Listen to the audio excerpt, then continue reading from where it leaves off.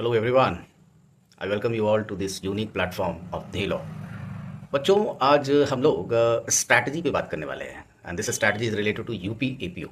आप लोगों को जान के खुशी होगी कि 6 अक्टूबर से संध्या शाम 5 बजे से धेलो दोनों ही मीडियम में क्रैश कोर्स लेके आ रहा है। अब बात स्ट्रैटेजी की करें तो देखिए, स्ट्रैटेजी में जो कुछ खास बातों पे ध्यान रखनी होती है। स्ट्रैटेजी में सबसे पहला स्ट्रैटेजी होता है कि आपको 3 साल, कम से कम 3 साल मतलब 3 बैक पेपर्स की मैं बात कर रहा हूँ। 3 बैक पेपर्स आपको उठाने हैं, उनका एनालिसिस करना है कि हाँ, किन किन एरियाज को कमीशन हिट कर रहा है, किन एरियाज किन चैप्टर्स में वो इंटर कर रहा है, वहाँ आपको पर्टिकुलरली मार्क कर लेना है कि this area is very important for me.